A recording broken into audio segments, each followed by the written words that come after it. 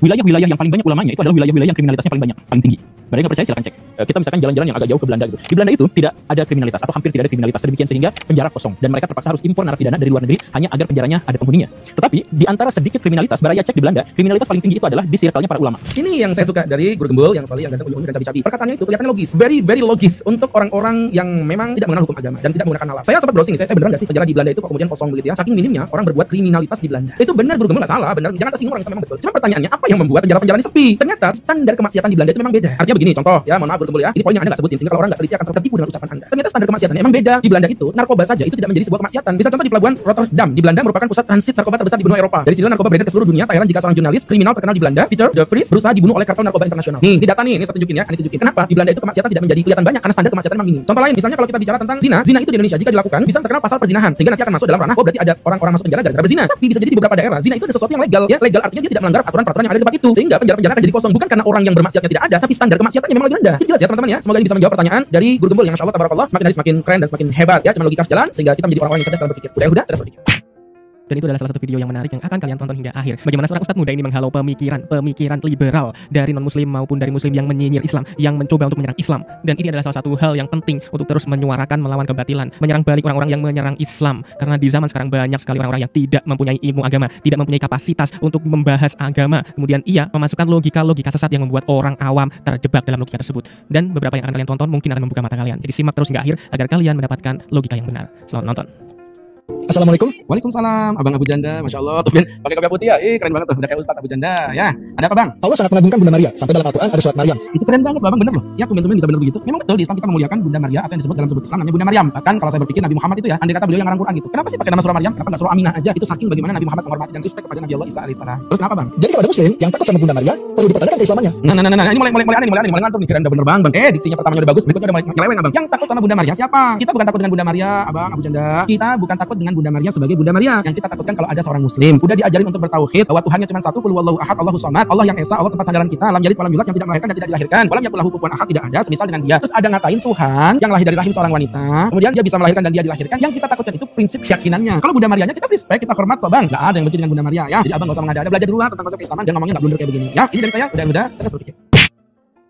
Jujur deh, dunia Islam itu parah. Jujur deh, Bang Adi ini makin lama memang makin parah sih ya. Bagaimana dia orang Islam tapi ngebully Islam? Ya fix berarti munafik sih ya. Penuh konflik, cekcok. Penuh konflik memang. Islam itu di negara manapun penuh konflik, cekcok betul. Tapi teman-teman coba perhatikan di negara Islam mana yang terjadi konflik yang orang non muslim tidak masuk ke dalamnya. Irak misalnya, yakin gak ada orang Amerika di situ. Palestina misalnya, yakin gak ada orang Israel di situ. Jadi Islam itu di mana ada konflik pasti ada kepentingan non muslim yang hadir di dalamnya. Bodoh. Ya, Anda katakan Islam sebagai agama yang bodoh. Lupa sejarah atau nggak mau baca sejarah Bang Adi? Coba di googling aja, saya nggak perlu ngejelasin dalam video yang sependek ini tentang prestasi-prestasi Islam di masa keemasan. Dan Islam selalu hadir dengan segala kecerdasannya. Kalau ternyata ada seorang muslim yang tidak cerdas, itu yang disebut dengan oknum. Ya, itu yang disebut dengan oknum. Seperti layaknya orang Nasrani menyebut ajaran kasih, tapi ternyata ada seorang Nasrani yang melakukan pembunuhan. Apa kemudian saya mengatakan berarti orang Kristen tidak ada yang punya kasih? Berantakan. Ya, kemudian Anda katakan juga berantakan. Ya, memang berantakan sih Islam ini memang berantakan ya. Berantakan dan salah satu bukti keberantakan Islam itu hadirnya Anda sebagai seorang muslim dan kroni-kroni Anda yang ngebully Islam dari dalam. Na'udzubillahi min dzalik. Semoga Anda mendapatkan hidayah. Saya mencintai Anda karena Allah. Barakallahu fikum. Udah cerdas berpikir.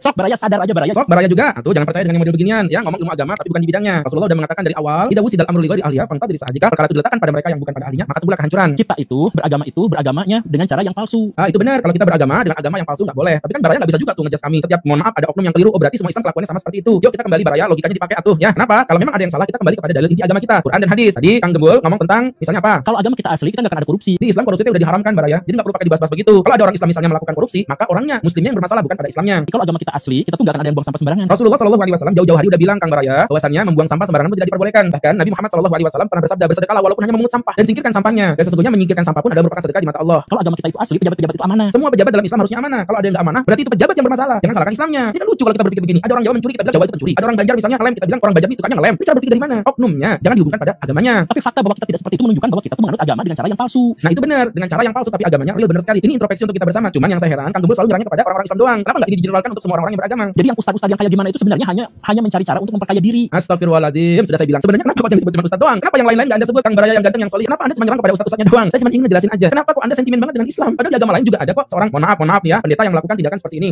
Pemimpin agama yang melakukan tindakan seperti ini. Nah, mestinya Baraya juga berpikir ke situ. Dan kalau misalkan udah ngomong jadi ustadz aja, udah langsung dihormatinya tuh gila-gilaan gitu. Itu penghormatan umat Islam bukan kepada ustadznya. Ustadznya itu manusia biasa, tapi penghormatan kepada ilmunya. Begitulah Rasul ngajarin kami untuk mencintai ilmu. Jadi Baraya, ingat ya, kalau yang salah orangnya, jangan salahkan agamanya. Cerdas berpikir, udah. Dan subhanallah, astagfirullah, mereka adalah orang-orang Islam yang mencoba untuk menyerang Islam, menyerang orang-orang yang berkaitan dengan Islam, yang tujuannya untuk menjatuhkan Islam. Dan memang narasi-narasi seperti ini harus di-counter balik, karena kalau tidak di-counter balik kemungkinan orang-orang awam yang tidak mengerti agama, yang bahkan sholatnya pun tidak 5 waktu, atau mereka orang-orang yang menganggap orang yang sholat 5 waktu itu adalah orang-orang yang suci atau dianggap sok suci, ya mereka mungkin akan terbawa oleh logika-logika seperti ini, dan ini akan menjadi parah sehingga mereka akan menafikan kebenaran-kebenaran Islam. Itu yang harus di-counter. Lalu mari kita lihat video selanjutnya dari Ustadz muda ini.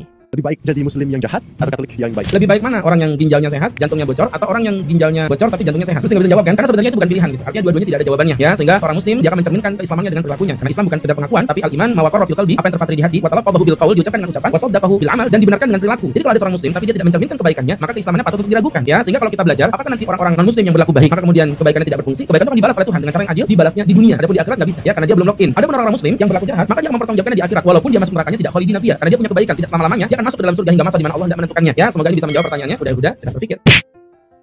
Perempuan di neraka. Siapa yang bisa menjelaskan ini? Tahu. Itu masih belum seberapa. Laki-laki di surga, perempuan di neraka itu belum seberapa.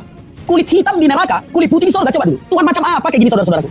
Tuhan macam apa? Kalian yang berpikir deh, kalian yang berpikir. Coba dulu. Ayolah bang, kata orang kalau kita ngejual barang, Anda mau nge-marketingin barang Anda, it's fine, gak ada masalah. Tapi kalau Anda ngebully produk orang lain, apalagi bulian Anda itu fitnah, sedangkan Anda mengaku dikuasai oleh roh yang suci, roh kudus, kayaknya malu-maluin agama Anda sendiri deh. Ya, pertama, di mana ada dalil yang mengatakan perempuan di neraka, laki-laki ada di surga? Ini tantangan terbuka ya buat siapapun. Demi Allah, Anda sudah fitnah ya. Kalau Anda maksudnya mengatakan bahwa perempuan lebih banyak di neraka dibandingkan laki-laki, secara logik aja kita berpikir itu kejawab karena memang jumlah wanita secara angka itu jauh lebih banyak dibandingkan dengan jumlah laki-laki. Jadi artinya sangat wajar kalau misalnya di Papua yang lebih banyak masuk penjara ya otomatis orang-orang non-muslim. Tapi kalau di Jawa yang lebih banyak masuk penjara ya otomatis orang muslim. Itu karena memang jumlah orang non-muslim lebih banyak di Papua dan orang muslim ada di Jawa. Logikanya seperti itu aja. Jadi nggak ada dalil mengatakan perempuan pasti di neraka, laki-laki pasti di surga. Demi Allah itu fitnah. Yang kedua, apalagi Anda ngait-ngaitkan dengan kulit. Hello, satu-satunya agama yang memuliakan orang berkulit hitam pertama kali di saat agama Anda masih bersifat rasis. Di saat Amerika sebagai negara yang paling demokrasi ngakunya sih masih bersifat rasis kepada orang kulit hitam, Nabi Muhammad sudah memuliakan seorang manusia yang berkulit hitam, Bilal bin Abdul Rabah, menjadi salah satu budak yang pertama kali beriman kepada Rasulullah. Diangkat derajatnya, dimuliakan dia menjadi seorang muazin, dimuliakan dia menjadi orang yang dijamin untuk masuk ke dalam surga Allah Subhanahu wa taala. Bahkan orang yang belum mati sandalnya udah masuk ke dalam surga. Barakallahu fikum. Udah, cerdas berpikir.